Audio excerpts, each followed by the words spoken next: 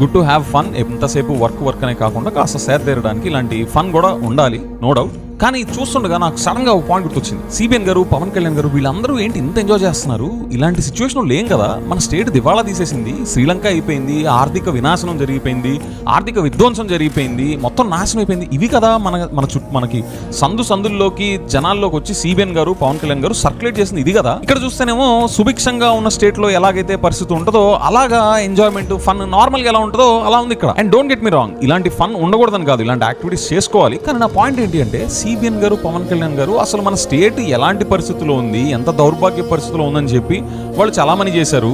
వాళ్ళు వచ్చాకేమో ఇలాగ హాయిగా సంబరాలు చేసుకునే పొజిషన్లో ఉన్నామంటే అసలు ఏం జరుగుతుంది అంటే, జగన్ గారి మీద ఈ బోగస్ స్టేట్మెంట్స్ అన్ని కేవలం ఆ విన్నింగ్ కోసమే చేశారా? Just to capture that CM chair అలాంటి బోగస్ స్టేట్మెంట్స్ అని సర్క్యులేట్ చేశారా? వెరీ గుడ్ సార్, మీరు రోజు ఇలానే మా కళ్ళు తెరిపిస్తూ ఉండాలి, మీరు అసలు రంగులన్నీ మీరు ఇలానే బయట పెడతా ఉండాలి. Thanks for that.